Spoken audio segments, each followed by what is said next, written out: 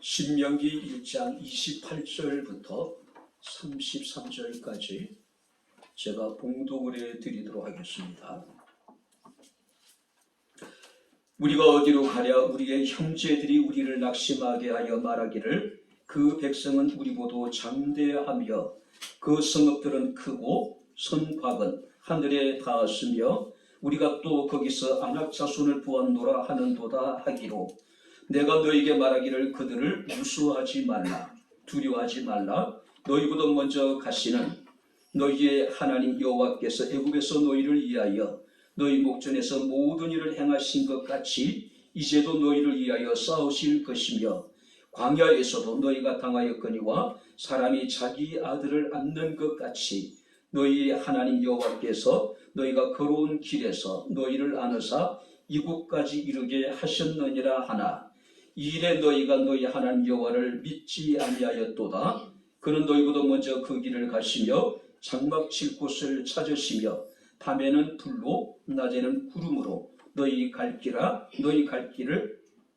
지시하신 자이시니라. 아멘. 바쁘고 분주한 중에도 주의 날을 우리가 구별하게 하시고 주님 앞에 나와 주를 예배케 하신 아버지 하나님 고맙습니다. 이 시간 예배 가운데 종을 통해서 주의 말씀이 선포될진대 말씀 우리에게 은혜가 되게 하시고 말씀 우리에게 위로가 되게 하시고 지친 영혼이 새로운 힘을 얻으며 주의 뜻을 분별할 수 있는 복된 시간 되게 하옵소서. 성령이 귀들에 계신 주의 음성이 우리에게 들려질 때에 마음의 문을 열게 하시고 길을 여셔서 주의 말씀을 아멘, 아멘으로 화답케 하옵소서. 예수님 이름으로 기도하옵나이다. 아멘. 할렐루야. 아멘. 어떤 목사님의 재미난 이야기를 이렇게 글을 읽었습니다. 주일날 예배를 드리는데 어린아이가 뒤에서 뭔가 꼼지락꼼지락 걸 가지고 노는 모습이 이제 보이더래요. 그러더니 갑자기 아이가 숨이 막히고 얼굴이 새파래지면서 굉장히 어떤 뭔가 위급한 상황이 벌어졌다는 것을 목사님 느낄 수가 있었다는 겁니다. 아이의 그런 모습을 보고 귀들이 굉장히 당황을 했겠죠. 그때 옆에 있는 이제 애기 엄마가 아무렇지도 않는다시 아이한테 아가야 입아 그랬더니 아이가 벌려요. 그때 손을 집어넣더니 뭔가 꺼냅니다. 보니까 50원짜리 동전이 아이의 이제 목을 이렇게 막고 있는 겁니다. 기도를 막고 있는 거예요. 그래서 목사님이 그 자매에게 물어봤다 그래요. 어떻게 그런 상황 속에서 이렇게 담대할 수 있었느냐. 그랬더니 그런 얘기를 하더랍니다. 이미 한번 경험해 봤기 때문에 그런 상황 속에서 자신이 무엇을 해야 되는지 알 수 있었다는 겁니다. 자, 우리가 머리로 하는 지식은요, 힘이 없습니다. 실제로 자신이 경험해서 부딪혀 본 그런 지식은요, 어떤 상황 속에서 굉장히 강력한 힘을 발휘할 수가 있다라고 하는 사실입니다. 누가 기도할까요? 기도에 대해서 우리가 많이 아는 사람이 기도할 수 있는 것이 아닙니다. 기도의 경험을 통해서 하나님의 응답을 체험한 사람이 기도할 수 있습니다. 누가 우리가 감격 가지고 하나님을 예배할 수 있을까요? 예배에 대해서 많이 알고 있는 사람이 아니라 예배를 통해서 하나님의 은혜를 체험한, 경험한 사람들이 참된 기쁨을 가지고 즐거움과 감격을 가지고 하나님을 예배할 수 있다고 하는 사실입니다. 신앙생활에 이런 경험들이 우리에게 필요한 겁니다. 오늘 우리의 드리는 이 예배가 참된 기쁨과 즐거움과 구원의 감격으로 드려줄 수 있는 아름다운 거룩한 예배 될 수 있기를 주 이름으로 축원합니다. 우리 옆에 있는 분들과 우리 인사하겠습니다. 하나님 우리와 함께 하십니다. 인사하겠습니다. 하나님 우리와 함께 하십니다. 할렐루야. 자, 오늘 우리가 본 말씀을 보게 되면은 이제 죽음을 둔 이스라엘의 지도자 모세가 지난 40년의 광야 생활을 회상을 합니다. 그리고 이제 곧 가나안 땅에 들어가게 될 출애굽 2세대에게 지금 고별 설교를 하고 있는 겁니다. 자, 하나님께서는 이스라엘 백성들에게 약속하신 가나안 땅을 두려워하지 말고 무수하지 말고 올라가서 취하라고 이야기를 해요. 그럼 이미 하나님께서 아브라함과 이삭과 야곱에게 약속하신 곳이라면은 그들이 그냥 올라가서 취하기만 하면 됩니다. 근데 우리가 21절 말씀을 보게 되면은 문제가 생기기 시작합니다. 하나님은 분명히 그들에게 올라가서 그 땅을 차지하라고 얘기해요. 두려워하지 말고 주저하지 말라고 이야기합니다. 근데 22절 말씀을 보니까 그들이 아니다라는 겁니다. 자, 우리가 사람들을 우리보다 먼저 보내어 우리를 위하여 그 땅을 정탐하게 하자고 이야기를 합니다. 우리가 어느 길로 올라가야 하는지, 우리가 어느 성읍으로 들어가야 하는지 우리가 정탐꾼을 통해서 알게 하자라고 이야기를 해요. 결국 하나님께서 그들이 원하는 대로 행하게 하십니다. 그래서 각 지파에 한 명씩 12명의 정탐꾼을 먼저 올려보내게 되죠. 자, 그들이 40일 동안 가나안 땅 이곳저곳을 정탐보고 돌아옵니다. 그리고 그들이 이제 정탐 보고 대회를 열어요. 자, 10명의 사람들은 우리가 올라가서는 안 된다라고 이야기를 해요. 비록 그 땅에 하나님이 말씀하신 대로 젖과 꿀이 흐르는 기름진 곳이긴 하지만은 그곳에는 우리보다 힘있고 강한 사람들이 거주하고 있고 그들은 견고한 성읍을 가지고 있고 그들의 성곽을 보니까 마치 하늘에 닿는 것처럼 높다라고 이야기를 합니다. 특별히 골리앗의 조상이었던 아낙 자손들이 그곳에 있는 걸 우리가 봤다. 그죠? 그 결과 여러분들 26절 말씀을 보게 되면은 그들이 올라가기를 원하지 아니했다고 이야기합니다. 그리고 28절 말씀 보니까 우리가 어디로 가랴? 우리가 이제 어디로 가야 되겠느냐라고 그들이 서럽게 지금 울고 있는 거예요.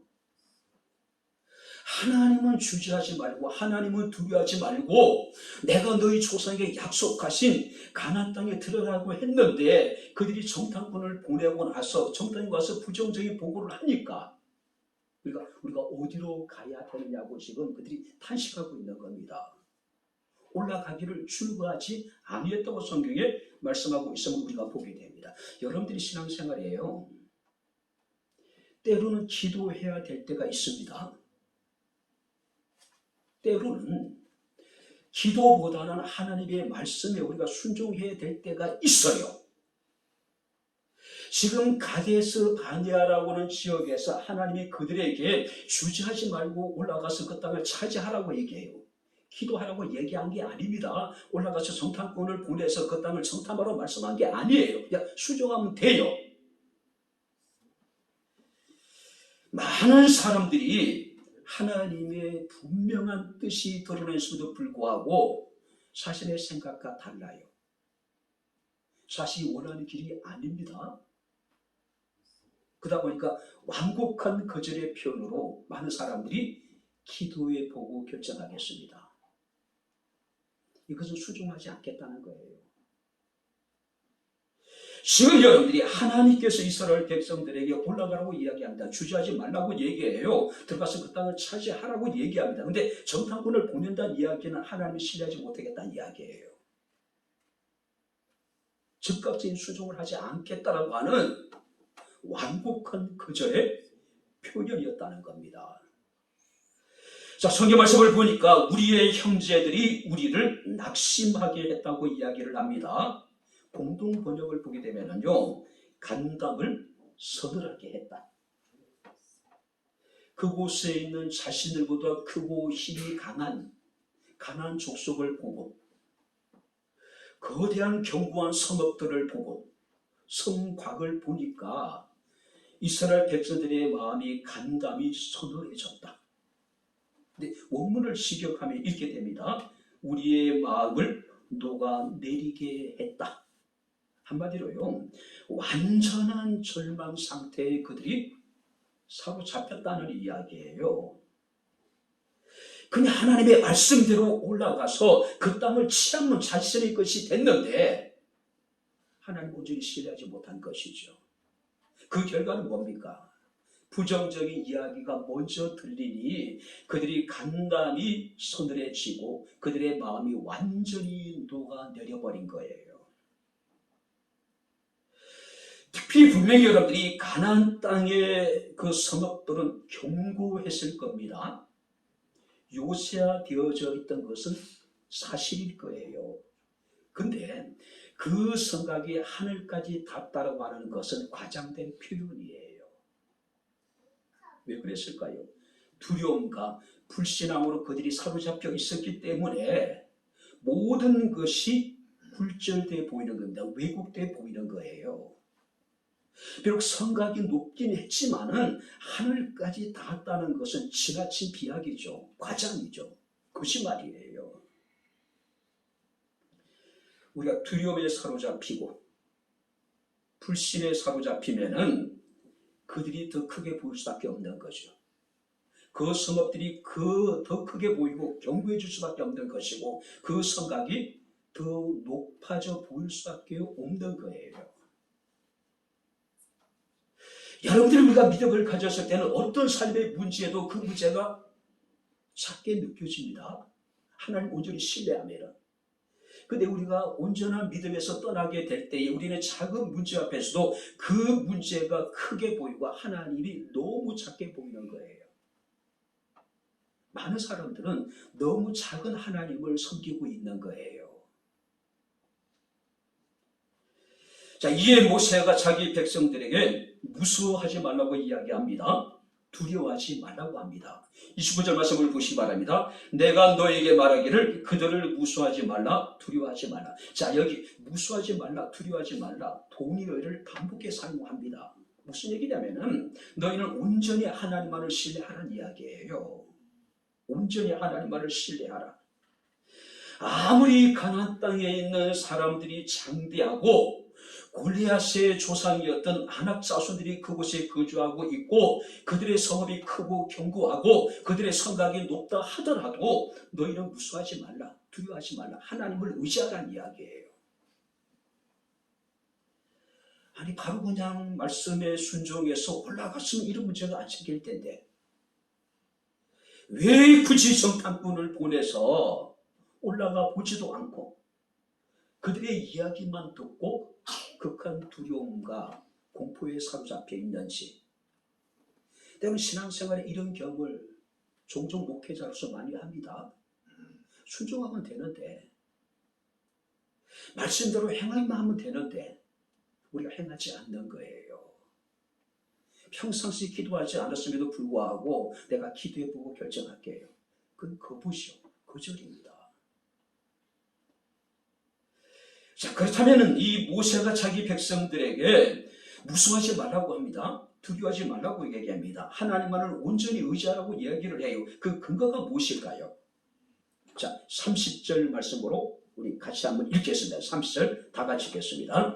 너희보다 먼저 가시는 너희 하나님 여호와께서 애굽에서 너희를 위하여 너희 목전에서 모든 일을 행하신 것 같이 이제도 너희를 위하여 싸우실 것이요. 자, 33절도 같이 읽겠습니다.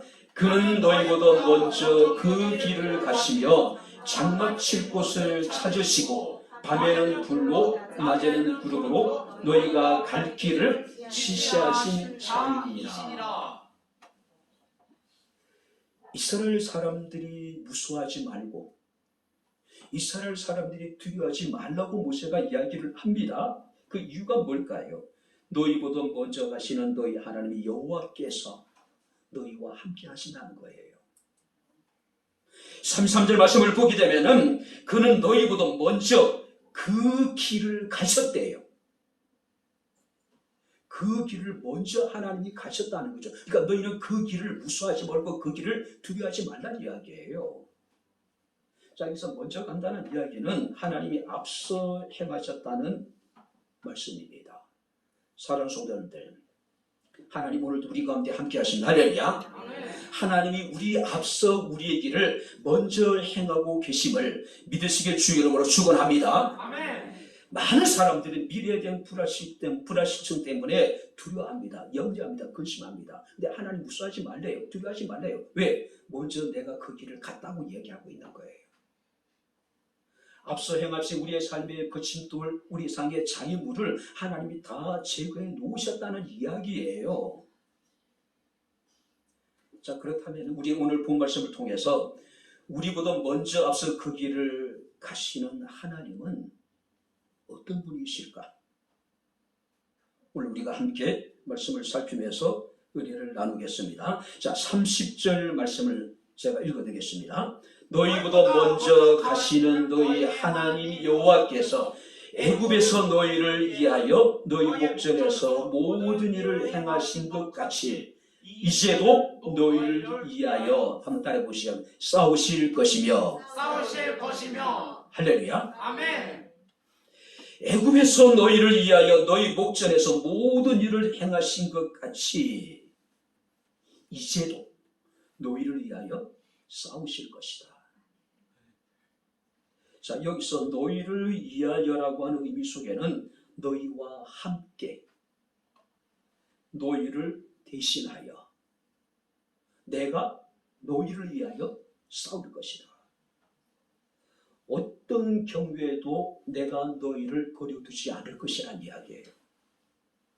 어떤 경우에도 내가 너희를 떠나지 않으시겠다라고 하는 하나님의 약속입니다.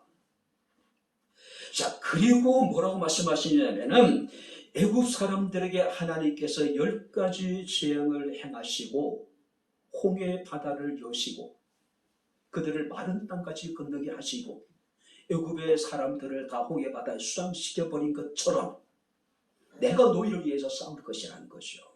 내가 너희를 위하여. 출애굽기 14장 13절 말씀부터 보게 되면은 애굽에서 이제 나온 이스라엘 사람들이 홍해 앞에 다다르게 됩니다.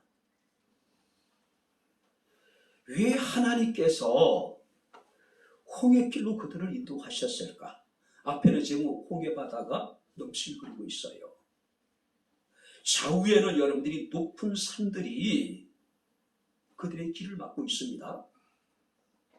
뒤에는 애굽의 특별 병거가 지금 다시 이스라엘 사람들을 추격해 오는 그런 상황에 진퇴양난입니다. 자, 이스라엘 사람들이 느꼈을 두려움과 공포는 말로 표현할 수가 없었겠죠. 그때 여호와께서 모세를 통해서 이스라엘 백성들에게 말씀하십니다. 너희는 두려워하지 말고 가만히 서서 여호와께서 오늘 너희를 위하여 행하시는 구원을 보라. 여호와께서 너희를 위하여 따라해 보시기 바랍니다. 싸우시리니 너희는 가만히 있을지어다. 진퇴양난 철체절명의 위기 속에서 하나님이 모세를 통해서 말씀하시기를 여호와께서 너희를 위하여 싸우시리니 너희는 가만히 있으래요. 우리가 역대하 32장 1절부터 8절 말씀을 보니까 히스기야 시대에 아수르가 침략을 합니다. 자, 이스라엘의 남북 왕조 가운데 북왕조였던 이스라엘 왕국이 이미 아수르에게 정복을 당했어요. 멸망을 당한 상태입니다. 그런데 이 아수르의 사내림이 그 여세를 몰아서 유다를 공격을 해요. 성경 말씀을 보니까 유다의 모든 견고한 성읍이 다 함락됐습니다. 오직 수도였던 예루살렘과 라기스와 아세라라고 하는 성읍을 빼놓고는 완전히 전국이 아수르의 말 발구 앞에서 완전히 여러분들이 다 밟히고 있는 그런 상황이에요. 그때 히스기야 왕이 자기 군대 지간들과 백성들을 광장 앞으로 불러 모읍니다. 그리고 그 백성들을 위로를 해요. 자, 너희는 마음을 강하게 하며 담대히 하고 아수르 왕과 그를 따르는 온 무리로 말미암아 두려워하지 말며 놀라지도 말라. 우리와 함께 하시는 이가 그와 함께하는 자보도 크니라. 아수르는 세계 최강의 군대입니다. 굉장히 호전적인 민족이고 잔인한 민족이에요. 여러분들이 십자가 형벌이 시행됐던 곳이 바로 이 아수르예요. 포로를 사로잡아 여러분들이 나무에 매달아 놓고 살아있는 사람들을 상대로 해서 군인들이 훈련을 해요. 사람을 칼로, 창으로 찔러 죽이면서. 그 정도로 잔인한 민족입니다. 자, 그럼에도 불구하고 하나님께서 히스기야를 통해서 말씀하십니다. 우리와 함께 하시는 이가 그와 함께하는 자보도 크다고 이야기를 해요. 하나님을 너무 작게 평가절하하는 사람들이 얼마나 많은지 몰라요. 목사도 그렇고 장로도 그렇고 권사도 그렇고 집사도 그렇고 크신 하나님을 그들은 깨닫지 못하는 거예요. 그래서 이런 얘기합니다. 그와 함께하는 자는 육신의 팔이요 우리와 함께 하시는 이는 우리 하나님이 여호와이시라. 할렐루야. 아수르 왕과 함께하는 사람은 육신의 팔을 가진 사람이고 우리와 함께하는 이는 바로 하나님 여호와라고 이야기하고 있는 겁니다. 그래서 이런 이야기를 해요. 반드시 우리를 도우시고 우리를 대신하여 따라해보시면 싸우시리라. 반드시 하나님 우리를 도와주시고 반드시 하나님 우리를 대신해서 우리와 함께 우리를 위하여 싸워주실 것이라는 거죠. 백성이 유다왕 히스기야의 말로 말미암아 안심하니라. 안심했대요. 하나님 우리와 함께 하시는 할렐루야. 우리를 위하여 우리와 함께 우리를 대신해서 싸우시는 하나님이 우리 하나님입니다. 우리 하나님이에요. 뿐만 아니라 31절 말씀 보니까 뭐라고 얘기하냐면은 광야에서도 너희가 당하였거니와 사람이 자기의 아들을 낳는 것 같이 너희의 하나님 여호와께서 너희가 걸어온 길에서 너희를 안으사 이곳까지 이르게 하셨느니라. 사람이 자기 아들을 낳는 것 같이 너희가 걸어온 길에서 여호와께서 너희를 안으사 여기까지 이르게 하셨느니라. 부모와 자식 간의 그 사랑을 비유로 들어서 이스라엘 향한 하나님의 사랑이 어떠한가를 아주 생동감 있게 표현하고 있습니다. 자, 여기서 안는다는 의미 속에는 양육한다는 이야기예요.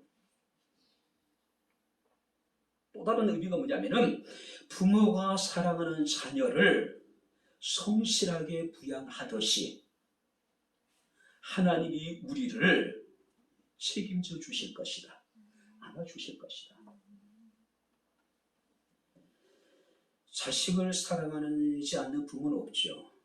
물론 요즘에 참 가슴 아픈 사건, 사고들이 참 많이 벌어지고 있죠. 어쩌면 저럴 수 있을까? 근데 일반적으로 대부분의 부모들은요, 자식을 사랑해요. 그렇지 않습니까? 그 부모의 자식은요, 무엇으로도 대신할 수 없고, 무엇으로도 끊을 수 없는 사랑이잖아요. 근데 지금 하나님께서 말씀하십니다. 부모가 자식을 낳는 것 같이 그들이 걸어온 길에서 하나님이 그들을 안아주셨대요.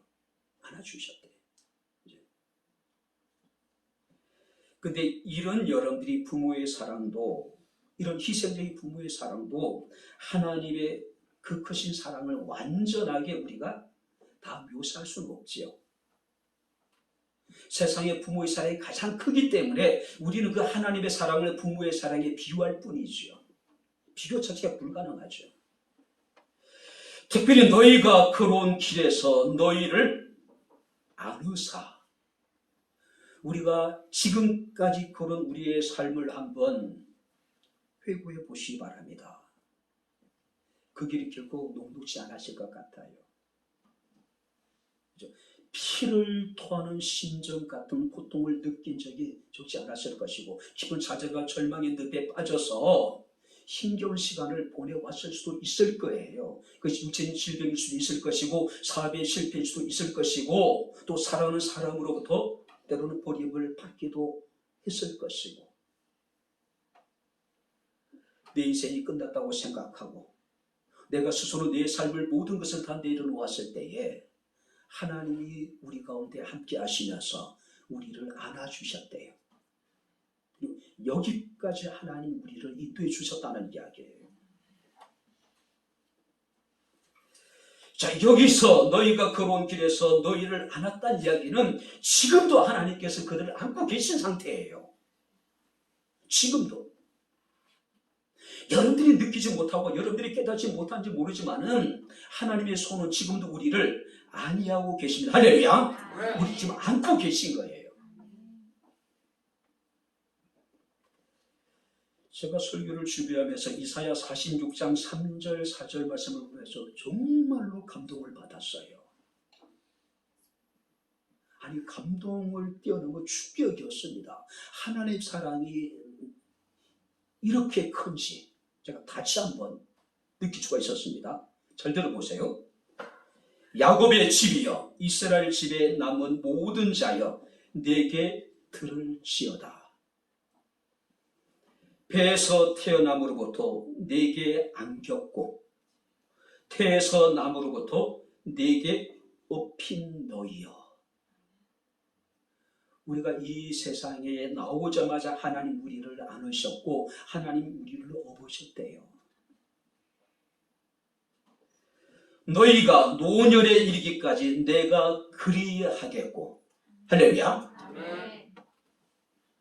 백발이 되기까지 내가 너희를 품을 것이다. 내가 지었은즉 내가 업을 것이요 내가 품고 내가 구하여 내리라. 이영순 집사님이 내일 모레 100세예요. 100세. 하나님이 이영순 집사님을 백발이 되어 돌아가실 때까지 하나님이 안고 하나님이 품고 하나님이 업어주시겠대요. 할렐루야. 이번에 명예검사 명예집사 받으시는 분들이 98세 92세 거의 90세 다 되고 76세 75세 굉장히 연로하신 분이죠. 그리고 중환병이 드신 분도 계셔요. 성경에 하나님 우리에게 말씀하십니다. 배에서 나올 때부터 내가 너를 안아주었고 태에서 나올 때부터 내가 너를 업어주었다. 노년에 이르기까지 그리하겠고 백발이 되기까지 내가 너를 품어줄 것이다. 결코 버리지 않겠다는 이야기예요. 떠나지 않겠다는 이야기예요. 자식들은 부모가 나이 들고 병들면은 버리기도 하죠. 하나님이 결코 우리를 버리지 않으시겠다는 거죠. 자식들은 부모가 병들고 약해지면은 멀리합니다. 근데 하나님이 결코 우리를 멀리하지 않으시겠다는 이야기예요. 안아주고 업어주고 품어주고 할렐루야. 얼마나 감사가 되든지요. 하나님의 사랑이 우리에게 이와 같이 놀랍고 이와 같이 크고 이와 같이 영원한 사랑이라는 거죠. 이사야 49장 15절 말씀을 보게 되면은 여인이 어찌 그 젖먹는 자식을 잊겠으며 자기 태에서 난 아들을 긍휼히 여기지 않겠느냐. 그들은 혹시 잊을지라도 나는 너를 잊지 아니할 것이다. 할렐루야. 부모가 자식을 잃어버릴 수도 있고 부모가 자식을 긍휼히 여기지 않는 부모가 있을 수 있는지 모르겠지만은 그런 일은 거의 없다는 거예요. 근데 간혹 그럴 수도 있다는 거죠. 하지만 그들은 혹시 잃어버릴지 모르지만은 나는 너를 잊지 않을 것이다. 그래서 시편 130편 2절에 보니까 내가 내 영혼으로 고요하고 평온하게 하기를 젖된 아이가 그 어머니 품에 있음 같게 하였나니 내 영혼이 젖된 아이와 같도다. 우리가 하나님이 우리를 품어주시는데 젖된 아이가 어머니의 품속에 평온을 누리듯이 하나님이 우리를 그렇게 품어주시겠다는 이야기예요. 안아주시겠다는 이야기입니다. 살아가는 삶이 녹록지 않지만 이런 하나님의 자비의 손길을 느낄 수 있기를, 누릴 수 있기를 주의 이름으로 축원합니다. 그랬으면 좋겠어요. 가족들은 나를 외면하지 모르지만 남편도 내 마음을 이해하지 못하고 따뜻하게 나를 품어주지 못하고 아내도 나를 품어주지 못하지만은 자식도 나를 이해하지 못하고 나를 품어주지 못하지만은 하나님의 사랑은 영원해요. 젖된 아이가 어머니의 품속에 있음처럼 충분히 젖을 먹고 그 아이가 평온한 가운데 어머니의 품에 안겨서 잠을 자듯이 하나님 그렇게 우리를 품어주겠다는 거죠. 뿐만 아니라 33절 말씀을 보시기 바랍니다. 같이 읽겠습니다. 그는 너희보다 먼저 그 길을 가시며 장막 칠 곳을 찾으시고 밤에는 불로 낮에는 구름으로 너희가 갈 길을 시시하신 자이시니라. 자, 원문을 직역하면 앞에 부분이 이렇습니다. 너희를 위해 너희의 진칠 장소를 찾아주시려고, 여기 보세요. 하나님이 우리를 위하여 우리가 머물 수 있는 곳을 찾아주기 위해서 먼저 그 길을 앞서 가셨대요.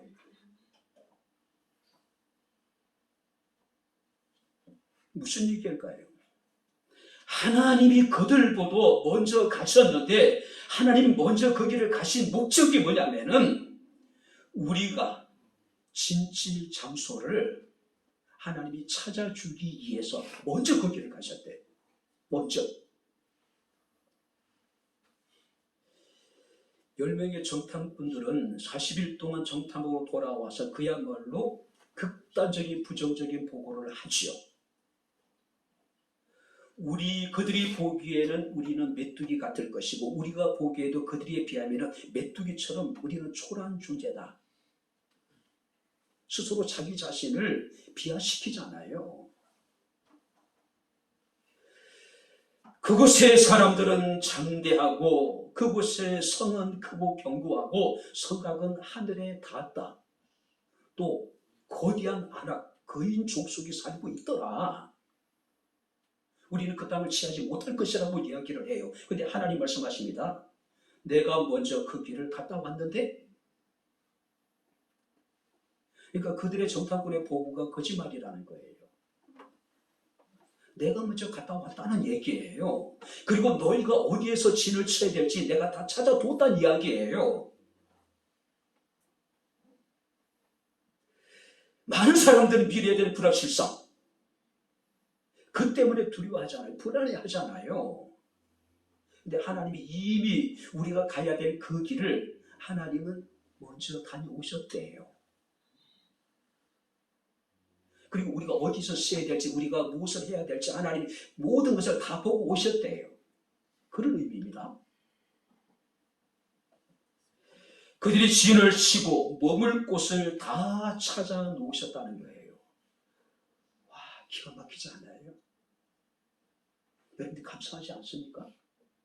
하나님의 사랑이 놀랍지 않아요? 굉장히 치밀하고 굉장히 구체적이에요.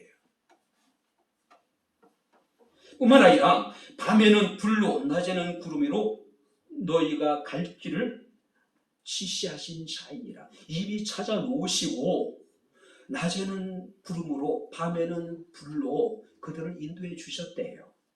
이미 찾아 놓으시고. 낮에는 왜 구름이 필요할까요? 광야의 뜨거운 햇빛으로부터 그들을 지키시고, 뿐만 아니라 광야의 뜨거운 열기로부터 그들을 보호하시기 위해서, 광야에서 우리가 앓을 수 있는 어떤 질병으로부터 하나님께서 우리를 보호하시기 위해서 낮에는 구름 기둥으로, 밤에는 불기둥으로. 밤에 왜 불기둥이 필요할까요? 광야의 추위라든지 맹수들의 공격이라든지 외부 세력의 어떤 침입으로부터 하나님 그들을 보호하시기 위해서. 이미 먼저 하나님께서 가셔서 진을 칠 곳을 다 찾아 놓으시고, 그리고 구체적으로 그들을 인도하시는데 낮에는 구름으로 밤에는 불로 그들의 길을 인도해 주시다. 그들의 길을 지켜주셨다. 근데 이런 구체적인 하나님의 인도하심이 40년 동안 계속되어졌다는 사실이에요. 40년 동안. 하나님의 돌보심이 영원하며 하나님의 돌보심이 변함이 없다는 것을 우리에게 보여주고 있는 거예요. 근데 여러분들이 40년 동안 이스라엘 백성들의 모습을 보세요. 그야말로 장마철에 날씨가 변덕스러운 것처럼 그들은 끊임없이 변덕을 부리잖아요. 툭하면 우리가 애굽으로 돌아가는 게 낫겠다, 우리가 애굽으로 돌아가자라고 그들은 끊임없이 원망하고 불평하잖아요. 그럼에도 불구하고 그들의 머리에 떠있는 구름 기둥과 불기둥 그들을 떠나지 않았다는 사실이에요. 광야는 거칠고 메마르고 척박한 곳입니다. 그리고 광야길은 험하고 위험한 길입니다. 근데 하나님 말씀하십니다. 내가 이 집이 다 다녀왔다. 너희가 어디에 진을 칠지, 어디에서 머무르고 내가 어떤 길을 가야 될지 하나님이 다 그들에게 알게 주시겠다고 말씀하고 있는 겁니다. 우리의 삶도 마찬가지가 아닐까요? 어쩌면 우리 인생을 광야와 같다고 이야기합니다. 우리 인생을 여러분들이 바다의 항해로 비유를 하기도 합니다. 이정표가 있는 것도 아니잖아요. 하나님 우리의 나침판이 되셔서 구체적으로 우리의 길을 인도해 주신 하나님. 삶의 위기를 만나게 되면 사람들 우리를 떠납니다. 누구도 우리에게 도움의 손길을 내밀지 않습니다. 그러나 하나님 우리와 함께 하시며 우리의 길을 지도하실 것이고 인도해 주실 것이고 보호해 주신다는 사실이에요. 문제는 그래도 불구하고 그들이 하나님을 믿지 않았다는 사실이에요. 자, 32절을 같이 읽겠습니다. 이 일에 너희가 너희의 하나님 여호와를 믿지 아니하였다. 왜 믿지 않았을까요? 하나님을 믿을 수 있는 증거가 충분하지 않았기 때문에 그랬을까요? 충분하죠. 지금도 여전히 하나님의 임재의 상징인 구름 기둥과 불 기둥이 여전히 그들의 머리 위에 떠 있는 상태예요. 그들은 지금도 하나님의 품에 지금 안겨서 하나님의 보호심을 받고 있는 상태였어요. 그런데도 믿지 아니하였도다. 그런데도 못 믿었대요. 안 믿었대요. 직접 눈으로 보고 직접 그들은 체험하고 있습니다. 여러분들이 많은 사람들이 이야기를 합니다. 하나님 내게 한 번만 기적을 나타냈으면 내가 영원히 하나님을 믿겠습니다. 다 거짓말이에요. 여러분들이 기적을 본다고 다 믿는다면 세상에 하나님 안 믿을 사람 없어요. 기적을 체험하면 그 사람이 정말로 주님의 죽도록 충성할까요? 기적을 체험해도 그때뿐이에요. 시간이 지나면은 우리는 다시 하나님의 뜻을 거스리고 그때 가지던 그 감격과 기쁨은 우리가 쉽게 잃어버려요. 무엇인가 신비한 체험을 한다고 우리가 다 믿는 것은 아니란 이야기예요. 그죠? 이사야 6장 9절 말씀 이렇게 말씀하십니다. 너희는 듣기는 들어도 깨닫지 못할 것이고 보기는 보아도 알지 못한다. 하나님의 답답한 심정을 그렇게 표현하고 있는 거예요. 이미 그들은 들어서 알고 있습니다. 보기는 보았어요. 그때도 감사치도 아니하고 하나님의 영광을 돌리지 않는 겁니다. 그럼에도 불구하고 그들은 하나님을 점점 멀리 떠나 있는 거예요. 이미 하나님의 풍성한 은혜를 받았음에도 불구하고 아무것도 받지 않는 것처럼 오리발 내미는 사람들이 얼마나 많은지 몰라요. 바울은 고백합니다. 나의 나 된 것은 하나님의 은혜라고. 할렐루야. 아멘. 우리가 듣고 깨달았다면, 보고 우리가 체험을 했다면 믿어야 되잖아요. 근데 지금 이스라엘 백성들은 여호와를 믿지 않았다. 아니, 그들이 여러분들이 홍해가 어떻게 갈라졌는지, 하나님이 그들의 조상 때에 10가지 재앙을 통해서 바로를 어떻게 굴복시켰는지, 그들이 40년의 광야 생활 가운데 그들의 친히 하나님께서 어떻게 그들을 앞서 행하시면서 그들의 길을 인도하셨는지, 그들에게 하나님 만나를 주시고 메추라기 주시고 반죽을 쳐 생수를 내게 하셨는지 알고 있단 말이에요. 봤어요. 그런데도 안 믿어.